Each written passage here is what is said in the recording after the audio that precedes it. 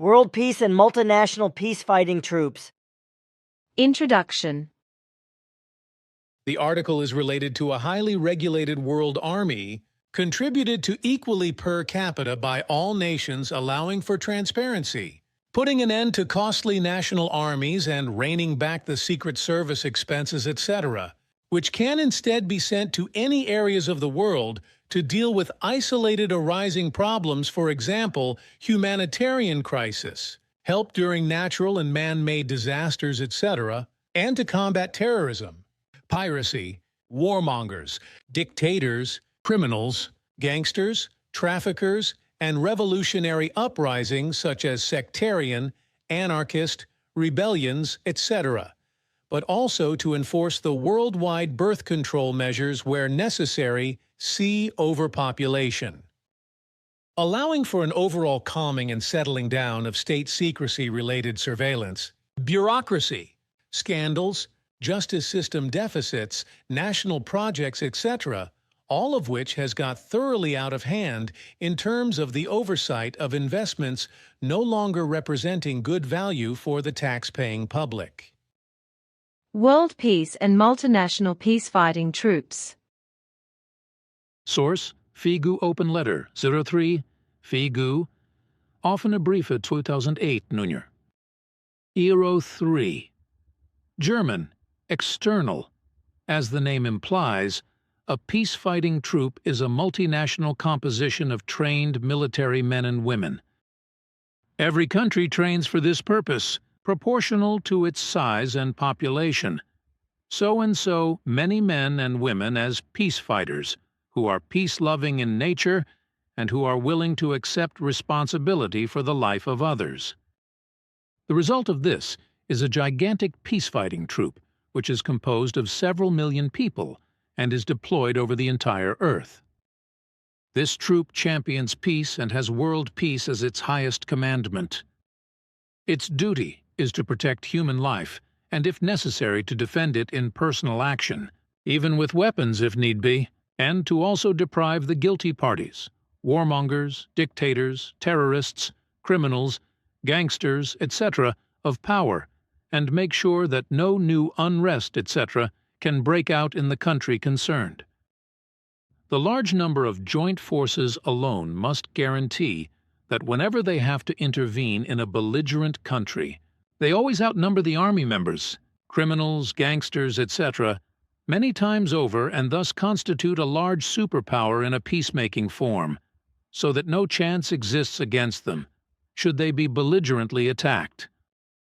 Communication around the globe today functions in a flash, and it has thus become possible for the commanding chiefs of such a peace-fighting troop to be constantly informed and kept abreast of things.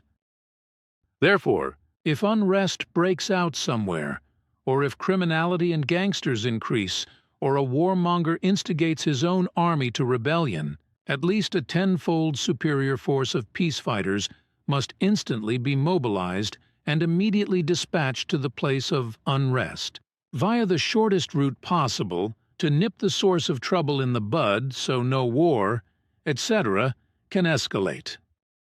Alone, the tremendous superior force of the fighting troop enables it to invade the troubled country from all sides, encircle the aggressors and apprehend them.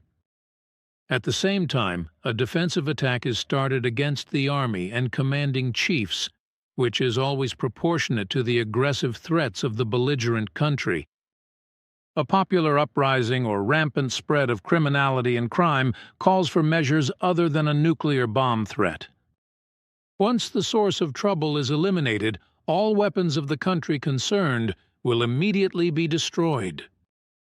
In the end, only the multinational peace-fighting troop has weapons for defense, and they must be stored and controlled in such a way that no power cravers, no retaliatory addicts or profit seekers, and no criminals and gangsters have access to them. The peace-fighting troops are furthermore only able and permitted to obtain and use these weapons if necessary defense should require it.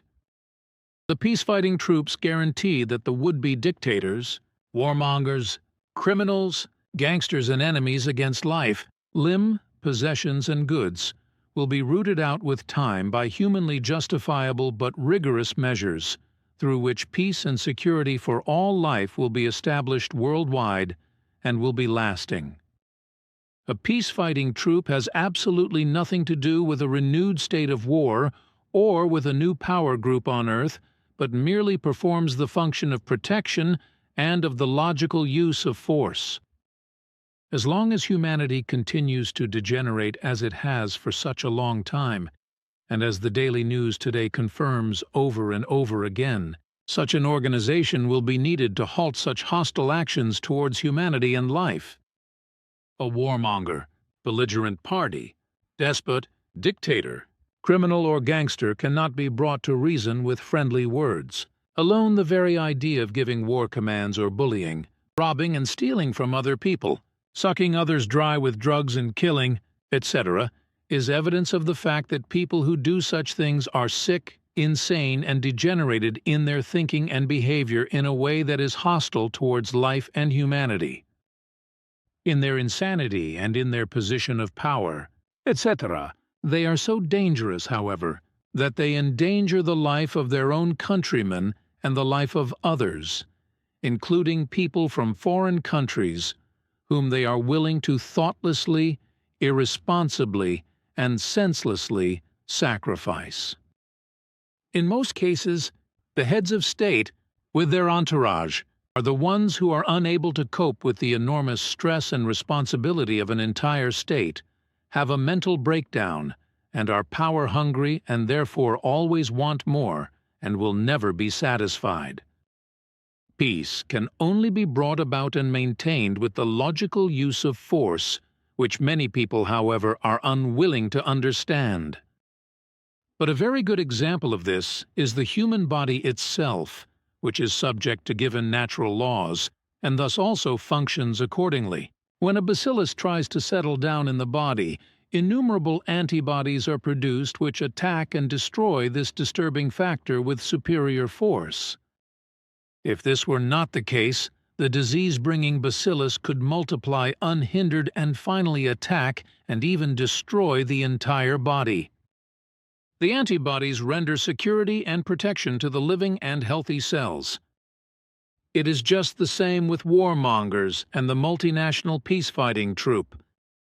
If the criminal act of a head of state or a gangster, etc., is not immediately halted by a superior number of peace fighters who establish order, then all the horrible and unimaginable things which happen in abominable wars and crimes year after year in dozens of countries on Earth today can go unhindered and unpunished. In general, a fully false opinion prevails with regard to a multinational peace-fighting troop. The words, "and united in one expression," annoy a lot of people, and they think of it as an army, like the one we know today, which spreads misery, hardship, fear, and terror. But that is not the case at all, since the troop members are very well-trained specialists with regard to such things as defense, peacemaking, peacekeeping, and safeguarding survival on the one hand, and with regard to abiding by the natural laws and being humane on the other. In addition, they come from so many different nations and nationalities that they could never form a power-hungry, state-related unit with viable traits of power. This way, they are multinationally obliged to perform their duties, side by side, whereby it can by no means be in their interest to allow quarrels to arise or cravings for power, etc.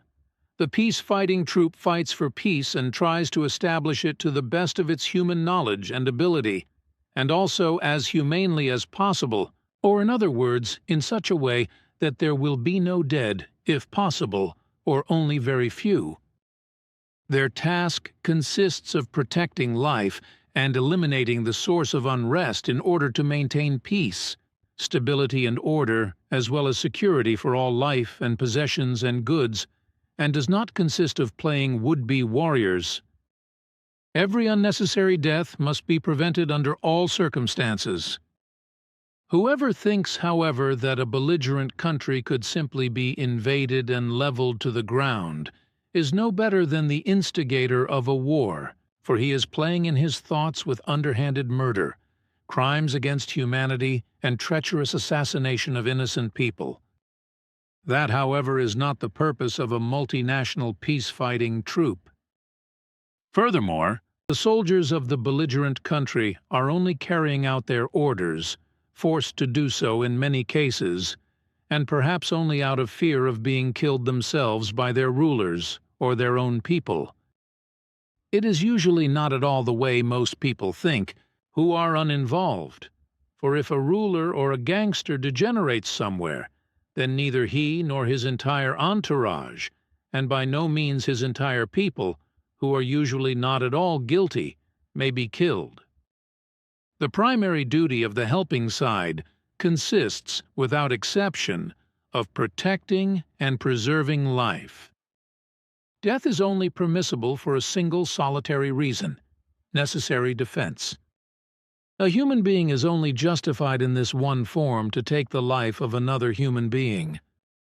The peace-fighting troop always acts in accordance with the law of passive force. Alone the multiply superior force of the peace fighters nips the unrest in the bud. It naturally cannot be ruled out that a peace fighter may have to shoot or otherwise kill a warlike assailant to save his own life or that of a third person, or to fulfill his goal of bringing the unrest and the war or the crime, etc., under control, for it should be reckoned with that the belligerent country or the criminals, etc., are not willing to give up. But when killing must be done in this form, out of necessity, a peace fighter is acting in full defense of life, and thus not for reasons of bloodthirstiness. This way, the number of unavoidable deaths can be limited to a countable few, whereas contrary to this today, thousands of people all over the world are abused, tortured, mutilated, robbed, exploited, and innocently promoted from life to death, after they had hoped in vain for days, months, or years for justified help. Here again, the human body serves as an example. If the antibodies do not succeed in neutralizing the seat of the disease, then a foot or a leg, etc., for example, must be removed to protect the rest of the body, so the poison or the disease is unable to spread any further. Peace fighting is not the same as war, since war means murder, misery, hardship, hatred, annihilation, and destruction. Peace fighting, however, in the sense of fighting for peace, is an earnest human endeavor towards a peaceful and healthy existence for all life forms and all existence, which is indeed connected with a period of unrest, but has neutrality as its goal. This type of fighting is done in such a way that peace emerges as the goal, even if logical force is necessary to accomplish it.